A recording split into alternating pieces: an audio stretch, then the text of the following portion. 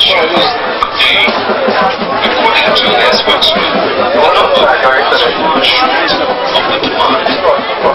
All the leather materials needed as soon as the especially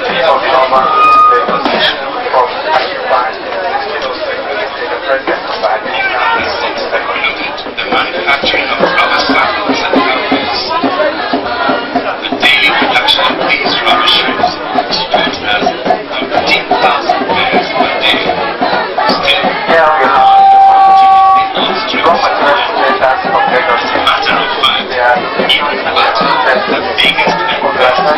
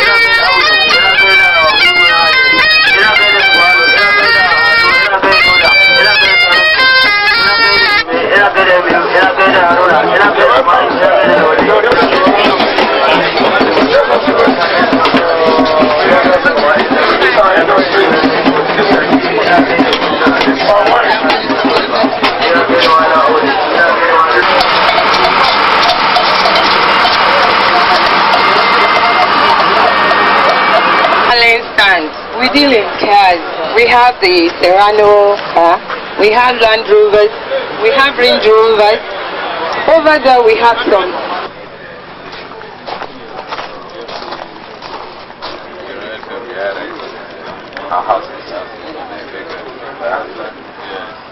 I know every local government is helpful.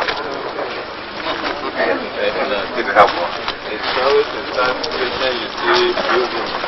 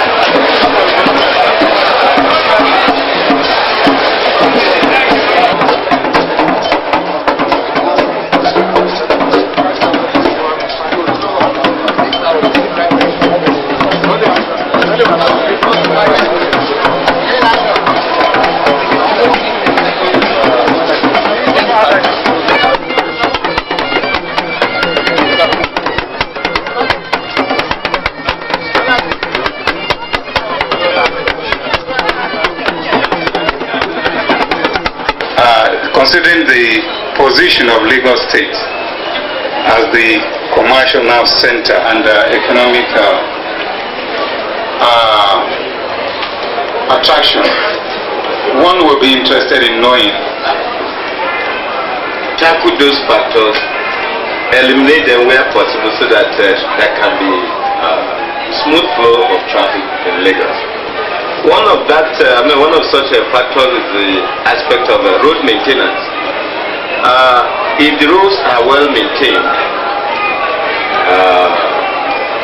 then and if there are subsidiary roads that are negotiable, which other road users can take to in the event of the main avenue getting congested. If there are no tertiary roads to supplement the main one, then we may not be getting out of it, and that's why we are addressing that issue. For Metro Line, is an issue that the economic situation cannot support for now. Thank you. Now, my question is always related to my professor. Now, rainy season is coming at Lagos, and this flood matter will soon again. What is your administration planning to meet force with this flood disaster every year? Unless we are deceiving ourselves, we don't expect any magic. And the sense that the absence of adequate planning for drainages, whereby the torrents are channeled properly outside the city, then that experience will be with us for a long time. We know the problem. It's a matter of drainage. And even the few existing ones, because of our dirty habits, they get blocked because we throw refuse all over. The water washes into the drainage, it gets blocked, and the next thing you see, flooding. And we are utilizing this dry season to take care of the existing drainages so as to reduce the amount of flooding we should expect in the next rainy season. But by and large, drainage planning is one factor that has to be addressed if the aspect of flooding in Lagos has to be eliminated entirely. Thank you. Your Excellency, sir, my name is Osun from FRCN Network News. Sir, in your address to the Lagos State Pavilion, it was emphasized that tourism is one of the flourishing industry in Lagos State, and this administration is actually calling out on investors from within and outside the country to tap this industry. But bearing in mind that the problem of waste congestion, destitute on the streets of Lagos, and homelessness are serious problems that is actually fighting against this tourism industry. What is this administration doing about it, sir? On the issue of refuse, a nagging phenomenon in Lagos State, and if there's anything that has been giving me sleepless night, I think that is the issue. We have not been, as a people, responsive to our duties, and one should not expect that the government should be in position to do everything for us. You find out that despite the fact that the government made available designated refuse dump areas, we find some irresponsible citizens dumping even on the main road as that of Ikorodu highway. And if we don't comply with this simple instruction of dumping your refuse at designated sites, you are making the job more difficult for the government to tackle. We don't have enough of equipment and resources to tackle every bit of the corner, and that's why we have been able to plan out strategic areas, given the amount of equipment we have, that okay, do it this way for the people of this area. These are the dump sites, and we have enough equipment to tackle it that way. Unless our people become responsive, then the problem will be difficult to tackle. That is not to say that Lagos State is giving up, but I can assure you that now that I have my team in place, that is one of the priority area, and I will soon turn Lagos State into a very clean environment. We sincerely thank you on behalf of the Executive Council of the Kaduna Chamber of Commerce and Industry. Hospitality to the visitors to the trade fair. We normally have a token gift which will be handed over to His Excellency here, to Your Excellency.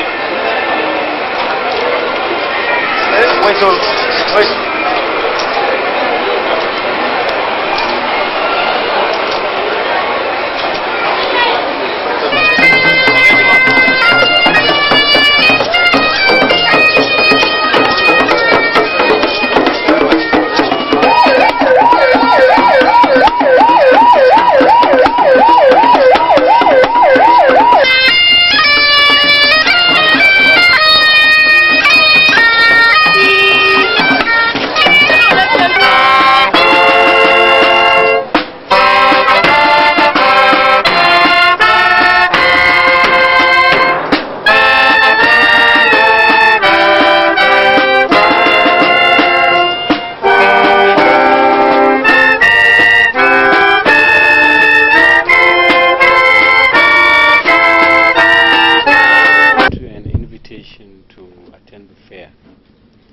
But the main driving force which brought me to the fair is to have a look at what is on display in the international marketplace, and also to explore possibilities, and also to possibilities of providing some form of education and awareness as to what is available in water resources management and development sector. This I have seen in some areas, and one of the remarks I made in the Chamber of Commerce's visitors book is the invitation of the private sector into the irrigated agriculture development, and also into an area which is hitherto regarded as public sector area, and that is area of water supply. I believe the private sector can do a lot in investing in agriculture, especially irrigated agriculture. Yes, sir. What would you say is your major priority now? I mean, your ministry, what will be your major priority for this year, 1994? 94 and beyond, we have three major priorities. One is to give proper emphasis on irrigated agriculture. Rain-fed agriculture alone cannot feed the nation beyond the year 2000. Therefore, we must work towards providing a proper focus in terms of planning and development of irrigated agriculture, sensitize public awareness, public education towards irrigated agriculture to support the overall food supply requirements of the nation. This informed our major thrust in setting targets for river basin development authorities. You might have recalled that earlier this year, all river basins were given targets to achieve during the current irrigation season.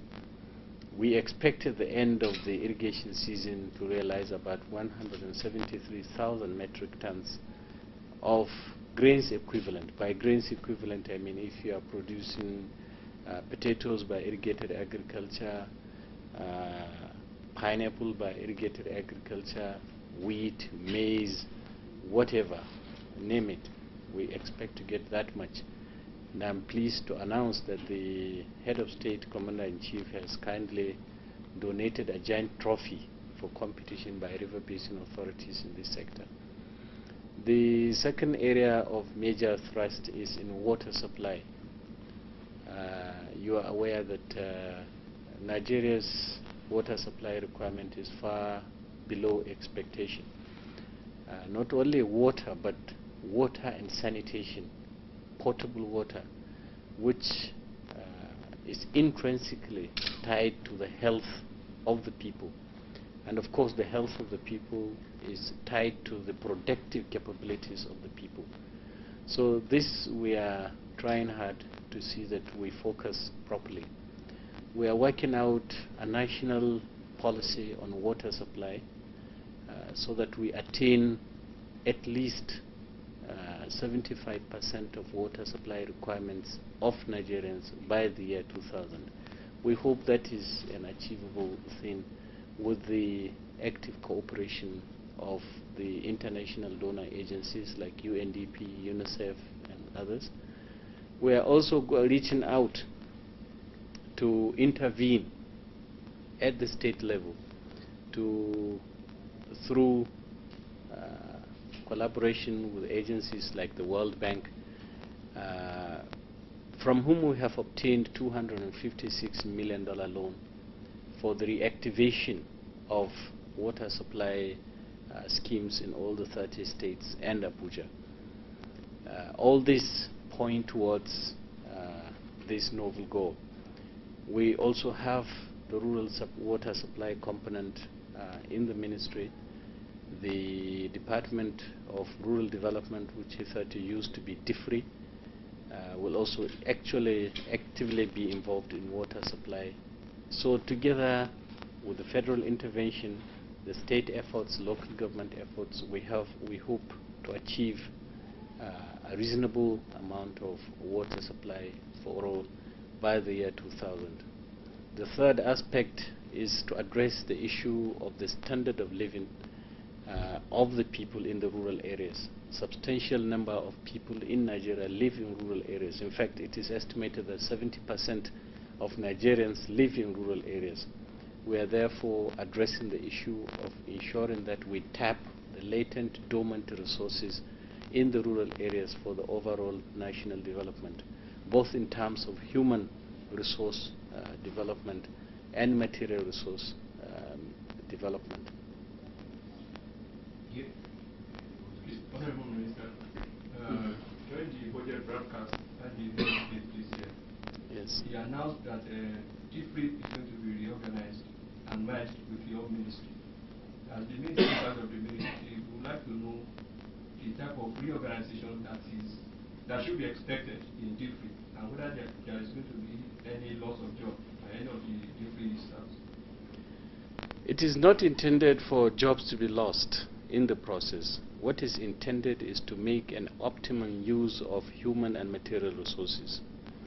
You will realize that DIFRI is engaged in activities such as water supply, is engaged in road construction, is engaged in agriculture, extension related activities, and so on and so forth. The idea of rationalizing some of these federal agencies, including DIFRI itself, is to ensure that they are related to ministries that can best support their activities with the existing facilities on the ground. For instance, if you take the water supply component of DIFRI and then you relate it to the staff available in the Ministry of Water Resources and Rural Development, you will notice that we have water engineers, we have irrigation engineers, we have, name it, we have these engineers. Therefore, they can best complement the activities of DIFRI and implement their projects in the rural areas without further expenses, without any extra expenses. You are just making use of available human and material resources. Through that measure also, our own 12 river basin development authorities have been redesignated river basins and rural development authorities. These, again, we want to make use of the facilities they have in the river basin authorities. We have engineers there, we have river basin authorities that do have drilling rigs. We want to make use of them. When it comes to road construction, we have river basin authorities. All of them have bulldozers, graders,